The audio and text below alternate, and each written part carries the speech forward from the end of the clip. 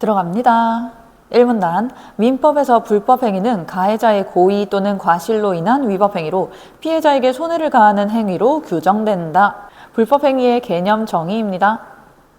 여기서의 포인트는 첫 번째, 가해자가 고의 또는 과실로 인해 위법행위를 저질러야 되고요. 그로 인해 동그라미 2번 피해자에게 어떠한 손해가 생겨야 한다. 이렇게 두 부분으로 구성이 되어 있고요. 이때 고의는 자신의 행위가 타인에게 손해를 가할 것임을 알고도 의도적으로 실행한 것을, 그리고 과실은 자신의 행위가 타인에게 손해를 가할 것이라고 예상하지 못한 상태에서 실행한 것을 말한다. 다른 말로 바꾸면 의도가 없는 경우를 말한다 인 거고요. 여기서 과실은 정상적으로 요구되는 의무인 주의 의무라는 게 있는데 이 주의 의무를 다하지 못한 것을 과실이라고 하며, 정상적으로 요구된다는 것은 사회적인 통념상 보편적인 사람인 그러한 사람들을 우리가 사회평균인이라고 부르는 거고요. 사회평균인을 기준으로 한다는 것을 뜻한다 라고 해서 정리, 보편적인 사람에 해당하는 사회평균인을 기준으로 봤을 때 그 사회평균인에게 정상적으로 요구되는 의무 수준이 있습니다. 그러한 주의 의무를 다하지 못하면 과실에 해당한다라고 얘기를 하는 거네요. 즉, 일반적인 개인의 능력이나 사정 등은 고려하지 않는다는 것이다. 부정표현 체크하셔야 되죠. 개인의 능력은 중요하지 않습니다. 그 사람이 어떠한 사정이 있었는지는 중요하지 않아요. 특정한 사람의 능력이나 사정이 중요한 게 아니라 그냥 말 그대로 일반적인 평균적인 사람을 생각했을 때 이 정도는 주의했었어야 한다라는 의무를 위반한 것, 그것을 우리는 과실이라고 부릅니다. 그리고 손해는 불법행위 전후에 따른 피해자의 이익 상태의 차이를 의미한다. 결국 1문단은 민법에서 얘기하는 불법행위의 개념 정의를 설명해주는 부분이었고요. 그래서 고의와 과실이 무엇인지, 피해자에게 발생하는 손해가 무엇인지를 추가적으로 언급을 해준 거였어요. 2문단, 우리나라는 민법에서 피해자가 입은 손해는 가해자가 배상하도록 규정하고 있다. 이는 그 손해가 가해자의 불법행위에 의한 것이므로 원래 상태에 가장 가까운 상태로 회복시켜야 한다고 본 것이다. 누가? 가해자가 원래 상태에 가장 가까운 상태로 회복을 시켜야 한다라는 취지에서 가해자에게 손해배상 책임을 규정하고 있습니다. 이러한 점에서 일반적으로 법적 정의가 구현된 것으로 받아들여진다. 가해자가 잘못했으니까 가해자가 책임지는 게 법적으로 정의롭다. 피해자가 손해를 배상받으려면 가해자의 고의나 과실은 피해자가 입증해야 하고 하는 게 첫 번째 조건. 가해자의 고의 혹은 과실 여부를 피해자가 입증을 해야 합니다. 그리고 두 번째, 이를 법원에서 인정을 해야 해요. 그렇게 했을 때 가해자는 피해자가 입은 손해에 대해 금전적으로 배상을 하게 됩니다. 금전적으로만 배상할 수 있고요. 나머지 수단은 허용되지 않는다는 말이네요. 3문단, 그런데 피해자의 손해에 피해자의 과실이 관련된 것으로 인정된 경우도 있다. 지금부터의 화제 제대로 잡아주셔야 되죠. 피해자의 손해가 발생하긴 했는데 그 손해에 이번에는 피해자의 과실이 관련된 경우가 있다. 이때 고의에 의한 불법행위라면 손해배상에서 피해자의 과실은 고려하지 않는다. 생략된 주체 제대로 파악해 놓으셔야 돼요. 누구의 고의라면?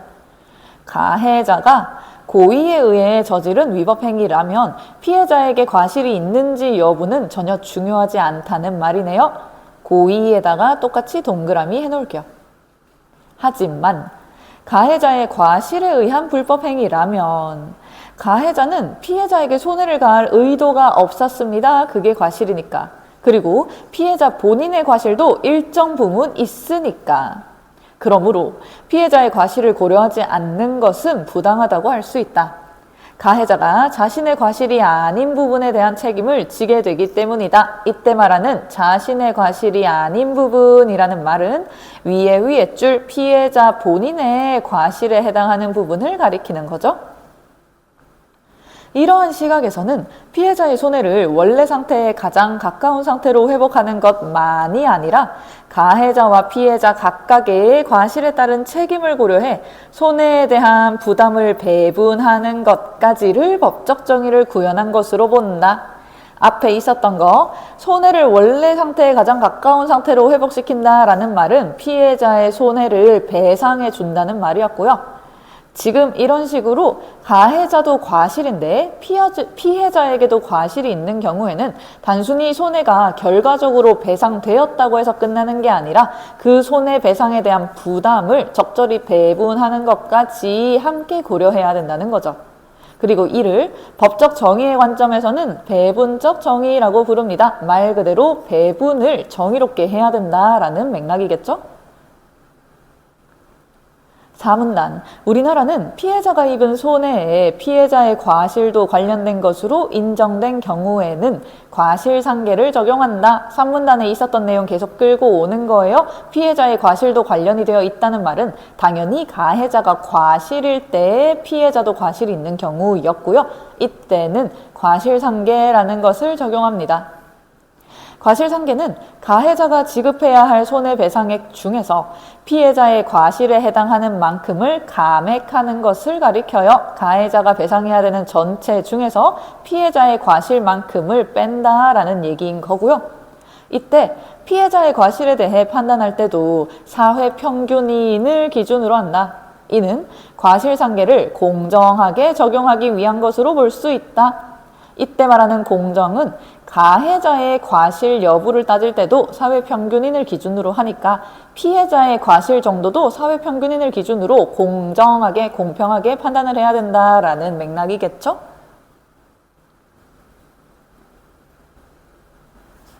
나지문 1문단, 불법행위가 여러 명의 가해자에 의해 발생한 경우는 공동불법행위라고 규정한다. 공동불법행위 체크하셔야 되겠네요. 말 그대로 여러 명의 가해자가 있어서 공동으로 불법행위를 저지른 경우인 거예요.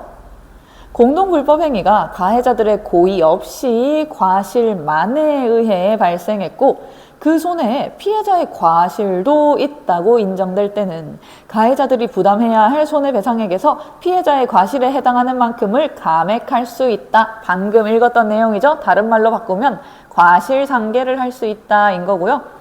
가해자가 한 명이든 여러 명이든 가해자와 피해자 모두의 과실이 인정되면 과실상계가 적용된다 하는 건 동일한 점이네요. 그런데 공동불법행위는 가해자 각각의 과실이 피해자가 입은 손해에 미친 영향이 서로 다를 수 있다. 이때 피해자의 손해를 가해자가 부담하는 방식이 다양하게 적용될 수 있다라고 했으니까 지금부터는 공동불법행위, 가해자가 여러 명인 경우에 피해자의 손해를 가해자가 어떤 식으로 부담할지 다양한 방식에 대해서 읽게 된다는 거예요. 2문단, 우리나라는 원칙적으로 공동불법행위로 인해 피해자가 입은 손해는 가해자들이 연대하여 배상해야 한다는 민법 규정을 적용한다. 원칙적으로는 연대배상 책임이 있습니다. 여기서 연대하여 배상한다는 것은 손해배상액 전체를 가해자들이 함께 책임지는 방식을 의미한다. 이는 과실이 경미한 가해자라도 본인 외의 다른 가해자에게 경제적 능력이 전혀 없다면 단독으로 손해배상액 전체를 책임져야 할 수 있다는 의미이다. 본인의 과실 정도와는 관련 없이 말 그대로 함께 연대하여 배상해야 하니까 본인의 과실 정도와는 관계없이 전체적인 총액이 배상이 완전히 되도록 해야 된다는 맥락이네요. 그러면 과실이 경미한 가해자 입장에서는 다소 억울하다고 느낄 수도 있겠네요. 대신 피해자의 입장에서는 자신이 입은 손해를 원래의 상태에 가장 가까운 상태로 회복할 가능성이 크다라는 장점이 있습니다. 가해자 여러 명 중에 누구든 본인에게 어쨌거나 결과적으로는 손해배상을 해야만 하니까요. 이 방식 연대배상에 따르면 손해배상액은 가해자 각각이 피해자가 입은 손해에 영향을 미친 정도와 관계없이 체크하셔야 되죠. 가해자 각각이 피해자가 입은 손해에 영향을 미친 정도와 관계없이입니다. 위에 있었던 거 과실이 경미한 가해자라도 라고 적혀 있었던 거랑 같은 맥락인 거죠. 과실이 경미하건 과실이 과중되어 있건 그 정도와 관계없이 가해자들이 공동으로 연대하여 함께 책임을 진다. 예를 들어 피해자 갑이 가해자 을과 병의 공동 불법 행위로 100만 원의 손해를 입었을 때 주어 주의하세요. 갑은 피해자고요. 지금 공동 불법 행위의 가해자는 을과 병입니다. 얘네 둘에 의해 100만 원의 손해를 입었을 때 갑을병의 과실이 각각 10%, 30%, 60% 인정되면 을과 병은 갑의 전체 손해액 중에서 10%만큼 감액, 다른 말로 바꾸면 과실상계를 한다는 얘기죠. 과실상계된 금액을 공동으로 배상해야 한다. 이때 법원에서는 과실의 비율만 판단하고 각자가 실제 배상할 금액을 지정해주지는 않기 때문에 을과 병은 법원이 판단한 과실의 비율을 기준으로 삼아 각자가 배상할 금액을 합의하여 정하게 된다. 누가요? 가해자들끼리 합의를 해서 정하게 된다인 거네요. 말인즉슨 법원이 10%, 30%, 60%만큼 잘못했다라는 비율을 판단해 주기는 하지만 그렇기 때문에 을이 30만 원을 내고 병이 60만 원을 내어라 라는 금액 지정까지는 하지 않는다는 거예요. 그래서 가해자들끼리 이제 합의를 합니다. 만약에 병이 파산 등의 이유로 경제적 능력이 전혀 없다면 을이 연대 책임자라는 이유로 90만 원을 모두 배상하게 될 수 있다. 이런 경우에 을의 입장에서는 부당함을 느낄 수 있으니까 뒤에 이어지는 산문단. 하지만 손해배상액에 대한 책임을 연대하는 방식을 적용하는 것이 적절하지 않은 경우도 있을 수 있다. 독립적으로 일어난 여러 불법 행위가 우연한 이유로 하나의 손해를 일으켜 공동불법 행위가 되는 때도 있는데 과실이 가장 적은 사람인데도 손해배상액 전액을 배상하게 된다면 특히 부당하다고 여겨질 수 있기 때문이다. 말 그대로예요. 위의 케이스 같은 경우에 을과 병이 각각 따로따로 위법행위를 저질렀는데 을의 입장에서 병이 저지른 60%까지 덤태기를 쓰게 되면 너무 억울해지니까. 우리나라는 자신이 부담해야 할 손해배상액보다 더 많은 금액을 실제로 배상한 경우 초과 부담한 만큼의 금액을 다른 가해자들에게 청구할 수 있는 권리를 인정하고 있습니다. 첫 번째 해결책인 거예요. 초과 부담한 만큼의 금액을 다른 가해자에게 청구할 수 있는 권리. 누구에게 그런 권리가 인정된다? 부담한 가해자에게인 거죠. 배상을 한 가해자가. 배상한 가해자에게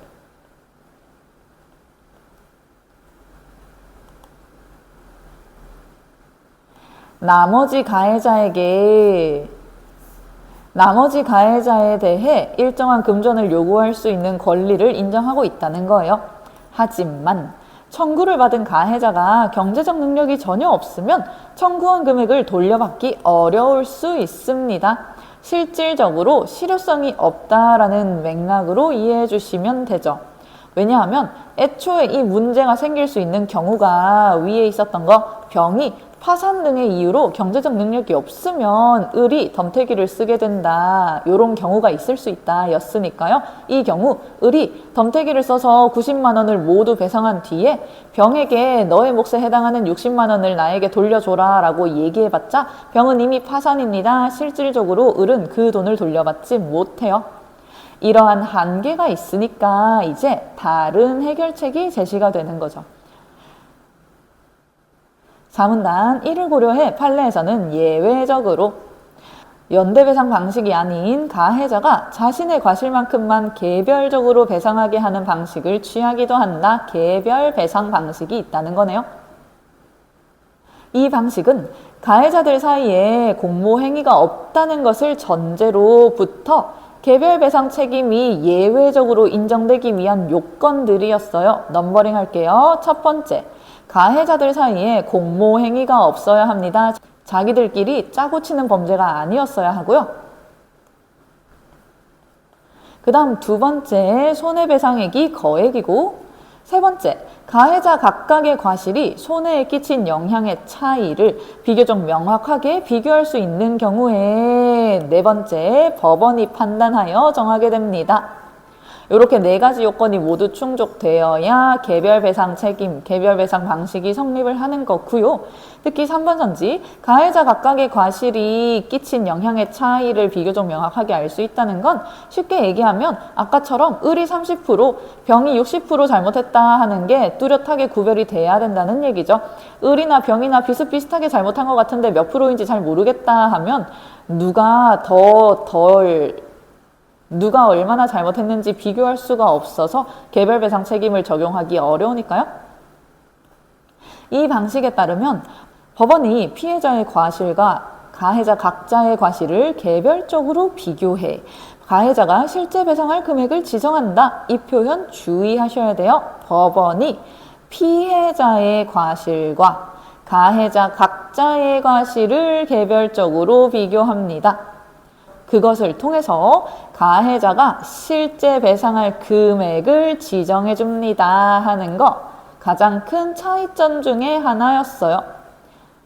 원칙적인 연대배상 책임에서는 법원이 비율은 판단해도 실제 배상할 금액을 지정해 주진 않았었거든요. 근데 개별 배상 책임에서는 법원이 비율도 판단할 거고요. 그것을 통해서 배상 금액까지도 지정합니다. 다만 이때 비율을 판단하는 방법이 좀 특이한 거죠.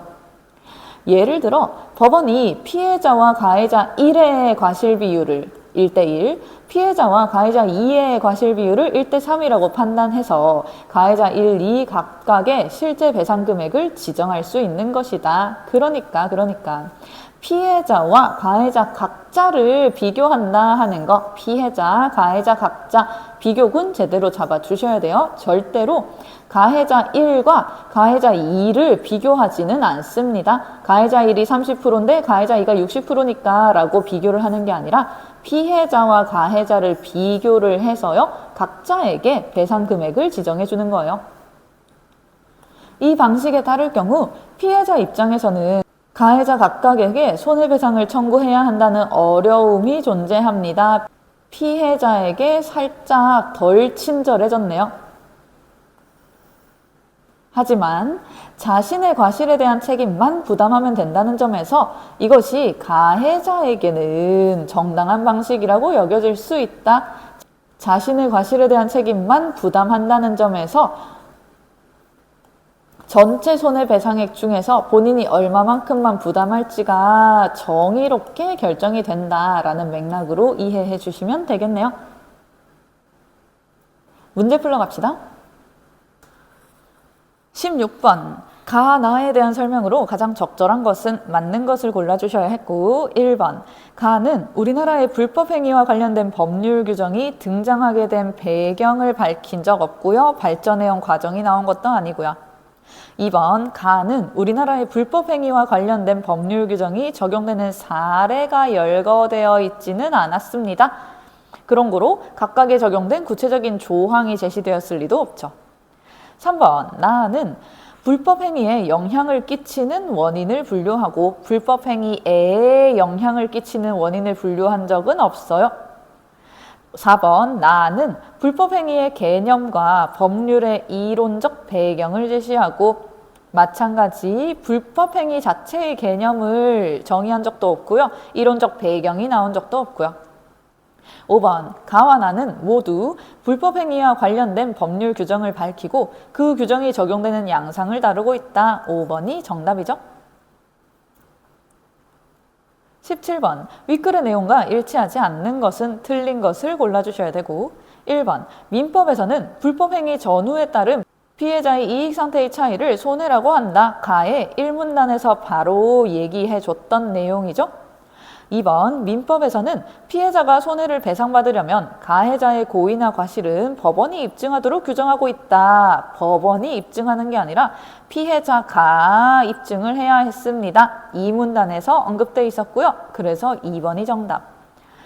3번 민법에 따르면 가해자는 피해자가 입은 손해를 금전적으로 배상해야 한다. 맞는 말이었죠? 4번 공동불법행위 중에는 독립적으로 일어난 여러 불법행위가 우연한 이유로 하나의 손해를 일으켜 발생하는 경우가 있다. 맞는 말. 그렇기 때문에 이런 식으로 공모행위 없이 일어난 공동불법행위 중에서 특정한 요건이 충족되면 개별배상 책임을 인정해 주는 거였으니까요. 5번 공동불법행위에서 가해자가 부담해야 할 금액을 초과해서 배상했을 때 이미 배상이 완료되었다면 초과한 금액을 다른 가해자에게 청구할 수 있는 권리를 인정해 주고 있었죠. 다만 청구할 수 있어도 실질적으로 돈을 돌려받지 못할 수 있기 때문에 예외적으로 개별배상 책임을 인정해 주는 거였어요. 18번 배분적 정의의 관점에서 A와 B를 평가한 내용으로 가장 적절한 것은 맞는 것을 골라주셔야 하고 1번 과실 여부를 판단할 때 사회 평균인을 기준으로 한다는 점에서 A를 B보다 정당한 것으로 평가하겠군. A를 B보다 라고 적혀 있으면 B에서는 사회 평균인을 기준으로 하지 않았어야 하거든요. 근데 B도 과실 여부는 전부 동일하게 사회평균인을 기준으로 하니까 A와 B의 차이를 언급할 때 이러한 내용이 적혀 있으면 안 되겠죠. 2번 피해자의 과실이 있는 경우 가해자가 피해자의 손해를 예상했다면 다른 말로 바꾸면 가해자가 무엇을 저질렀다면 고의로 불법행위를 저질렀다면 피해자와 책임을 나눈다는 점에서 이미 사실관계가 틀렸죠. 고의라면 피해자와 책임을 나누지 않습니다. A도 B도 둘 다.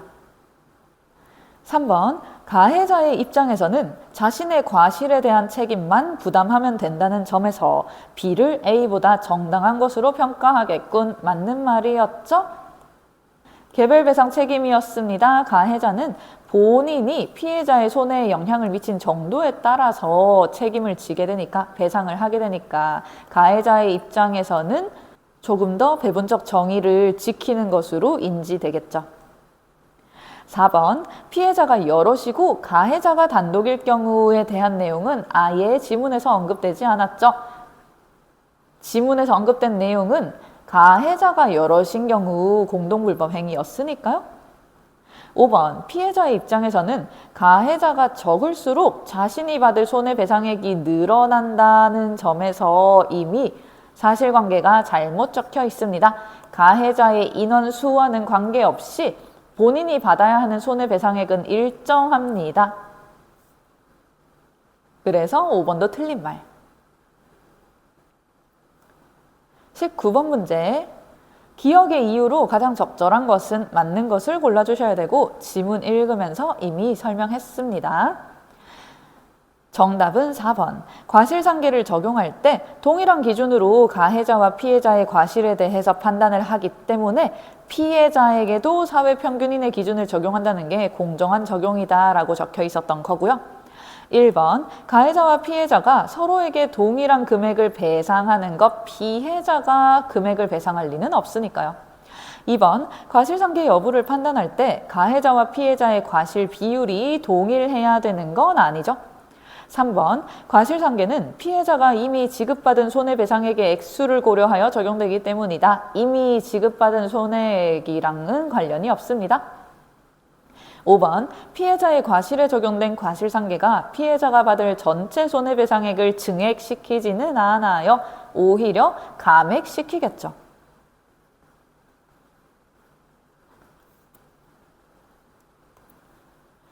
20번 보기는 가나의 내용을 학습하기 위한 자료의 일부이다. 가나를 읽은 학생의 보기에 대한 반응으로 적절하지 않은 것은 틀린 것을 골라주셔야 되고 사건 내용 A 법인은 부주의로 인해 오류가 있는 경제보고서를 작성했다. B사는 이 보고서를 근거로 한 투자 상품을 C씨에게 판매했는데 이 과정에서 B사는 투자 유의사항을 제대로 설명하지 않았다. A법인도 부주의했고요. B사도 잘못을 했네요. 그리고 CC는 잘못된 판단으로 CC에게도 잘못이 있습니다. 잘못된 판단으로 성급하게 투자를 결정하여 10만 원의 손해를 입었다. CC는 자신의 손해가 A법인과 B사 때문임을 주장했다. 판결 결과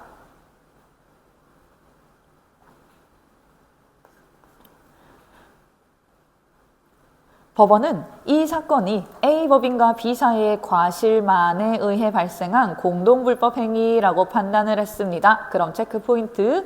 공동불법행위여서 가해자가 여러 명 있는 상태인데 과실만에 의해서 발생했다라고 얘기했으니까요. 피해자의 과실이 인정되면 과실상계가 가능하겠네요.